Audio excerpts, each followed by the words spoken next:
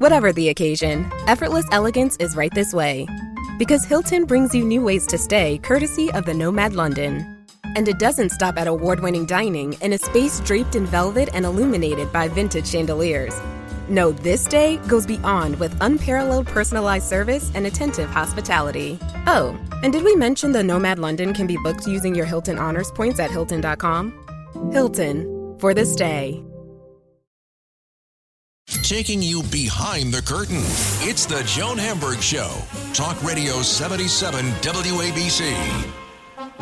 Well, a real treat for all of us today. The one and only Julianna Margulies is my guest. You know Julianna, great actress, an author, a memoir, which is really a big deal. And even though, well, I thought that the best women characters in television belonged to Julianna. Carol Hathaway on ER and won a zillion awards for that. And of course, Alicia made everyone want to become a lawyer, even me. And I come from a family of lawyers.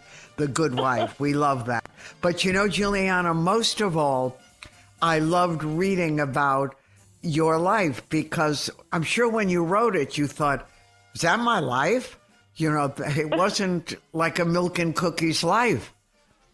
No, it certainly wasn't. No. Yeah, I think a lot of the book came out of me trying to decompress from playing Alicia Florrick for 7 years and realizing that I had spent more time worried about her and not putting myself first. And when I started to sort of try and really dissect why I had gotten so sick when I wrapped the show, I ended up getting the chicken pox. Bad for adults. It is brutal, and I know why I don't own a gun. Well, many reasons, but that I definitely would have shot myself. It was really painful, and I thought, how much stress have I been holding on to and powering through my life without paying attention? And maybe I need to start examining my own life and why I love playing characters so much so I can be in someone else's shoes other than my own. And, you know, with every life, you have to look at your childhood and find out why you work the way you do as an adult and how are you able to change that narrative for yourself as an adult when no one else has power but you. So it was a deep dive, and I was lucky to have a great editor, Pamela Cannon, who kept pushing me to dig deeper, which was painful, but also and really so cathartic. hard. Yeah, I'm it was sure. because ultimately, you know, the story is it's not a woe is me story. It's being able to look at your life and see the beauty from it, and to be able to create the future you want. From that childhood, and to not have the toxicity of anger towards your parents, which I see so many of my friends still harbor. And I find that especially when my father passed away suddenly in 2014, I was so grateful that we had worked through it all, that he died and we were good. And I only felt love for him. And as I will when my mother passes away eventually, I have moved on and forgiven, and we've worked it out. And I called them to task on it. You know, I said, I need an apology before I can move on. And I think it's really important to be able to go out in the world without that kind of toxicity, because when you carry it, you're bringing it out into the world. Julianna, when you talk to your father, and and explain to him, I think it was on the phone call, why he had to apologize to you. That was a big deal and a brave thing, because in many ways, your father was your escape from a very complicated life with your mother, you and your siblings. Right, so exactly. And also because I put him on such a pedestal. He was my hero, and I saw he was charming and adorable, and he was a relief from a very complicated existence. That's such a great point, Joan, and to that point, I would say the mother gets blamed for everything. Right. I was blaming my easier. mother for everything. And it wasn't until I was pregnant with my own child and reading these letters that I had written to my father as a child where I realized, wait a minute, he's half responsible for me. Why didn't he show up? Mm-hmm. Why did he let this happen? Why did he let this happen? I didn't want to see him in that light because he was my savior in many ways.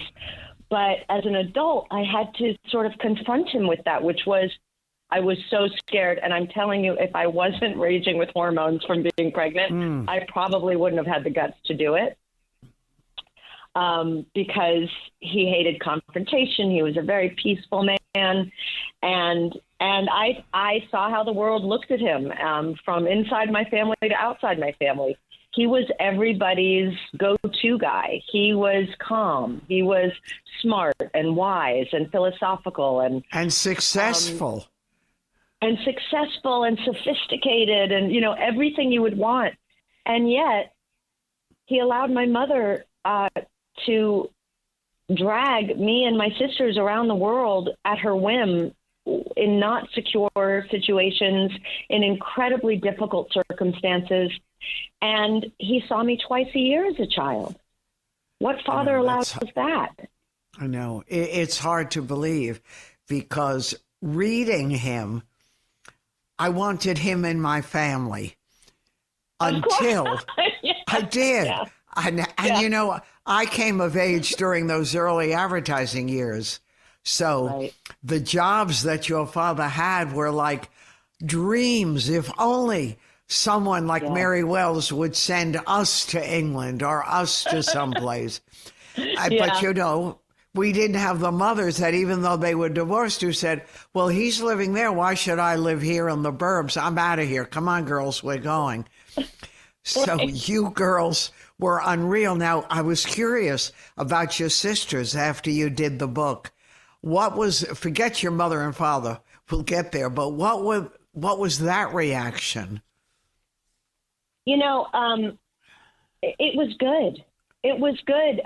My eldest sister, Alexandra, thanked me. She said, I am so grateful you've written this down. I think to be able to see it in writing is very different than remembering it yourself. Of right? course. And of course, during the journey of writing, I purposefully, writing a memoir is tricky because everyone has their own experiences within the family. So I can only write from what I know. Mm-hmm. And because I was the youngest, my experience was different than my sister's, which is why I only wrote from my point of view, except the monkey story in Paris when my mother left the monkey in our room. Tell that story. Julianna's mother always had to have a man in her life. And most of these men were complicated and came with a lot of baggage, including one had a monkey. So one had a monkey. And my mother, we were living in Paris, and my mother brought home a man she had met at a club, and he happened to have a pet monkey that sort of, I guess, lived on his shoulder, is what I'm assuming. I was 3, and the one sister was 6.5, and the other was 9. And we all shared a room, and my mother came home with this gentleman and opened our door. My mother was not familiar with animals on any level. Animals, especially monkeys. Especially monkeys. So I think she just wasn't thinking, but she opened our door. We were sound asleep, and she put the monkey in our room and went off to her room with this man. The boyfriend, right? And the new man. The new guy.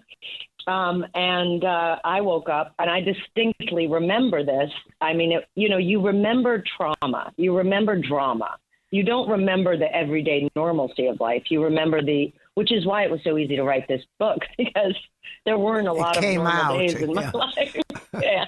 No, from Paris to New Hampshire, but we'll get there in a little bit. Yeah. So go ahead. So I woke up with these hands on my face, and opened my eyes and I saw this monkey staring at me, and I started screaming and the monkey started screaming. And then the monkey flew up to the bunk bed to my middle sister, Rachel.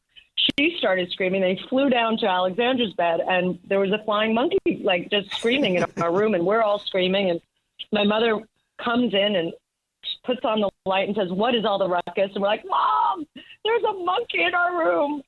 And she said, "Oh, girls, that's just ridiculous. Don't be so silly. It's just a monkey." And she turns the light off and shuts the door. And go. That's what I remember. And when I was writing that story, I called both of my sisters and I said, "Am I crazy? Or did this happen?" This is what I remember. And then they each gave me their own version of that story.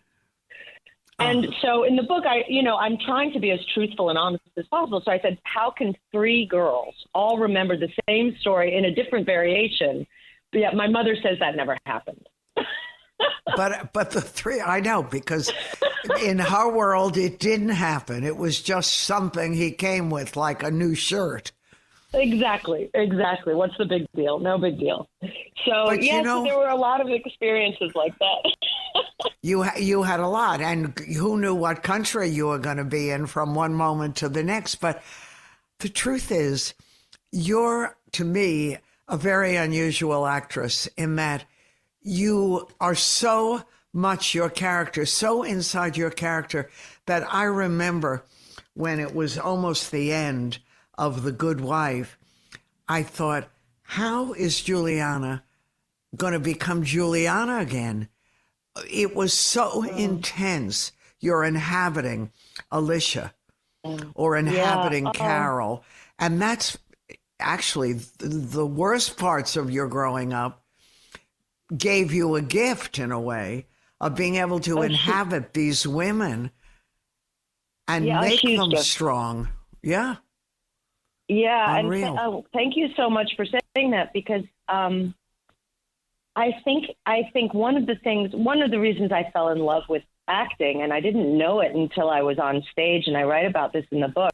I didn't think it was an important enough job. I guess I thought I really wanted to make an imprint in the world of women in the way my grandmother did. She was one of the first. Yeah, one of the first female lawyers. She started the Women's Bar Association in the Bronx. She was a real trailblazer, and I didn't realize it until I got older how important her role in the world was, especially to me. And I thought that I wanted to do that, but I didn't have that kind of a brain. I just the minutia of being a lawyer and the reading of all of those documents was boring to me. And when I got to college and was in my first play, I remember feeling so at home on stage. And home is what I had been searching for my whole life. Right. A secure home.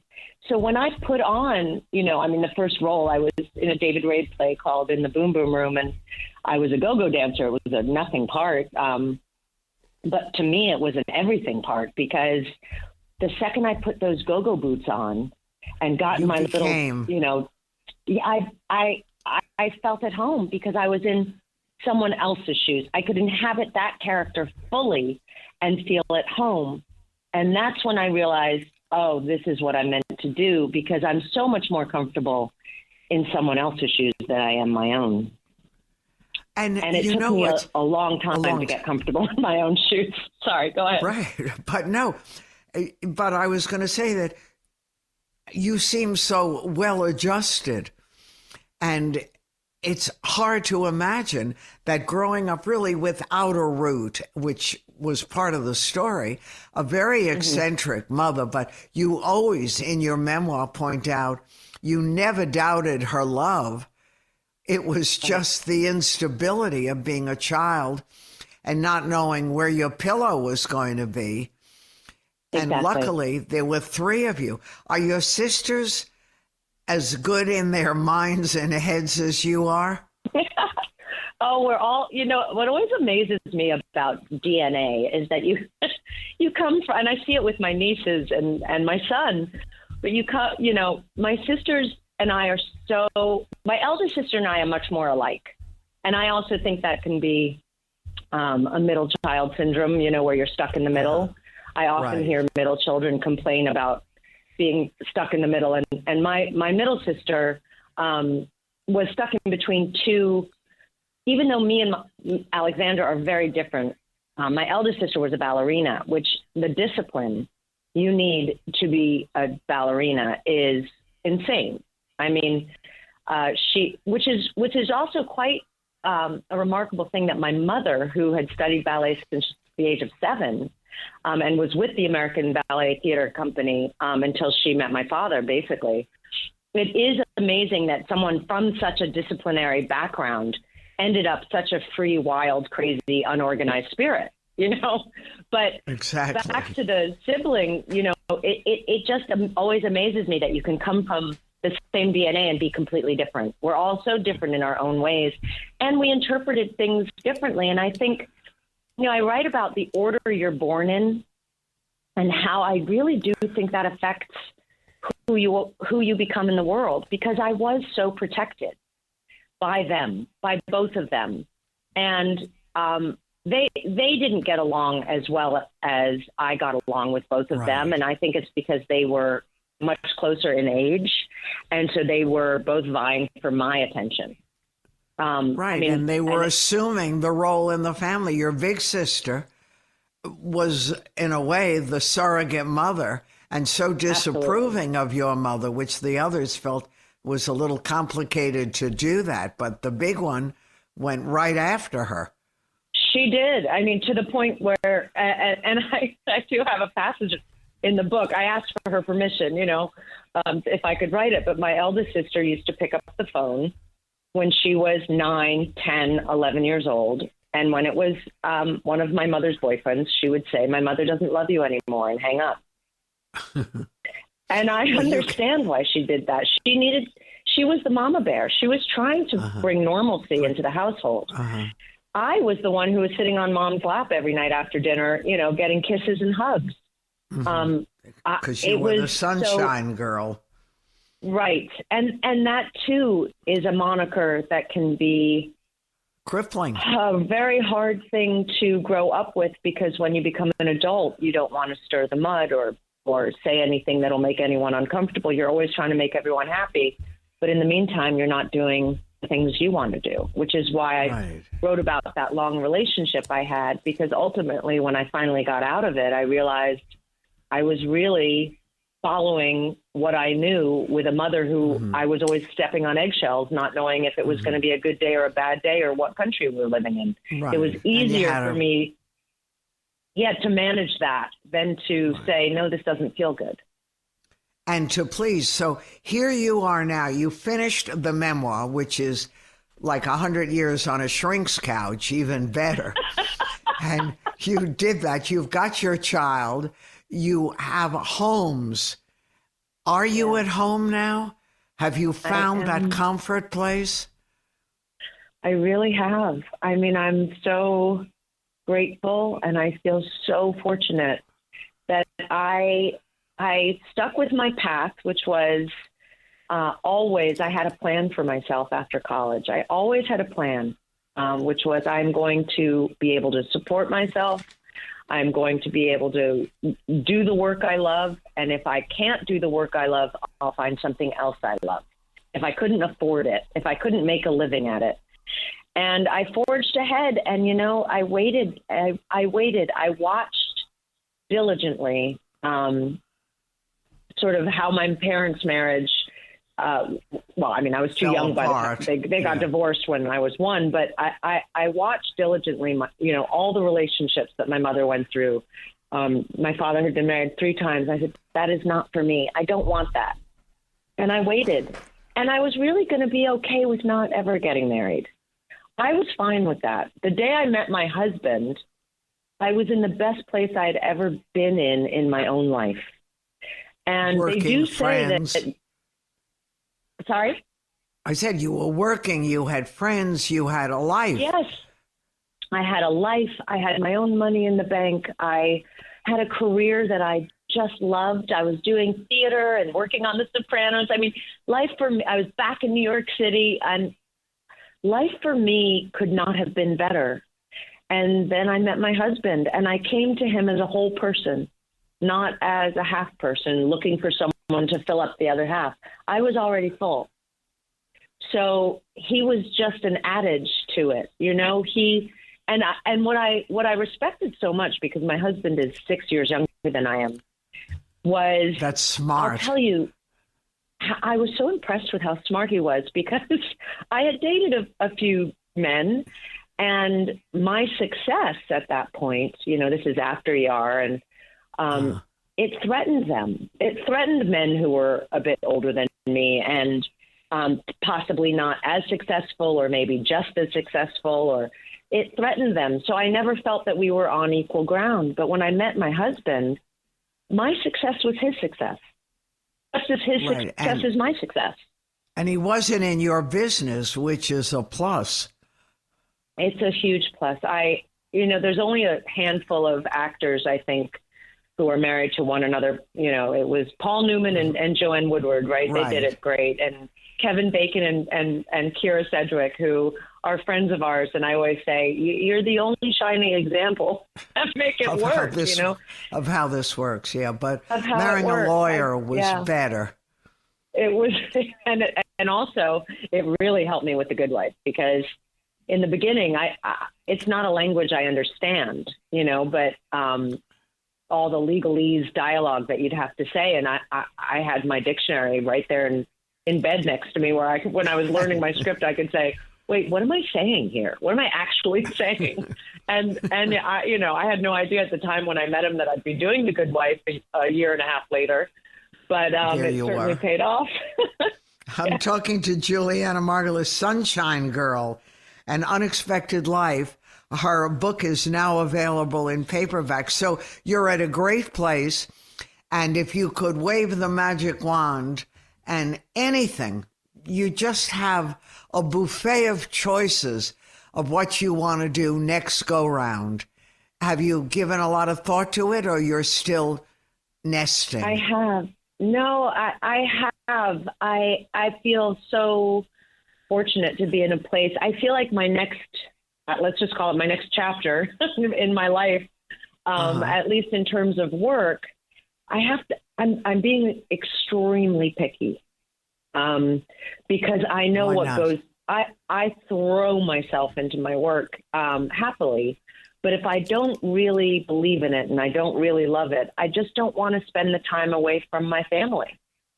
So my next go round, I'm going to have more of an upper hand in it. I have a producing partner now, and it's nothing I can talk about, but hopefully in a few weeks we'll be able to tell you about it. But I'm trying to find a character that is so opposite Carol Hathaway and Alicia Florrick, because I've been lucky enough to have such great writing. So to me, what the most important thing, and every actor will tell you, if it's not on the page, it's not on the stage. So it's such a collaborative effort, and I have found the most incredible writer, and we're working on something. So I'll let you know when that time comes. Okay, but we're excited. I am going to. I'm done with I could never do 22 episodes again, because it's just humanly impossible to do what I did. I look back at my years on The Good Wife, and I can't believe I did it with a little baby at home. Because if you really, really do the work, there's just no time to live.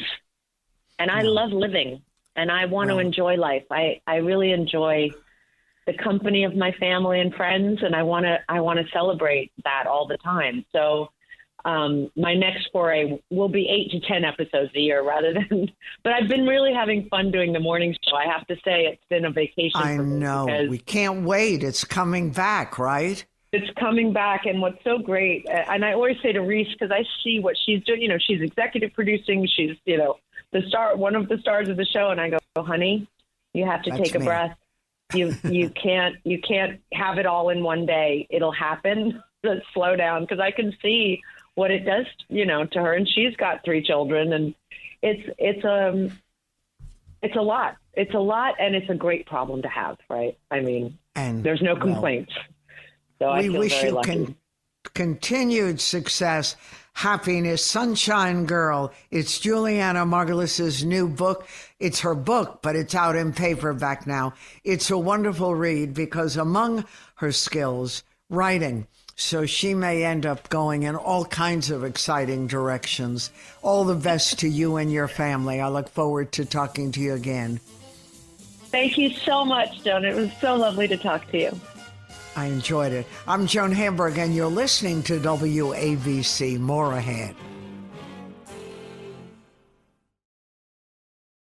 Hello, folks. Larry Kudlow here. Pay attention, because China is leading the largest anti-American alliance since World War II. One that's already dumped U.S. bonds, grabbed 43 million acres of our farmland, and is plotting to dethrone the dollar. That's why IRA and 401k savers are protecting their savings with gold. Please go to freegoldguide.com/Kudlow or just call 800-621-3908 for your free gold guide on how to protect your wealth with gold 100% tax-free.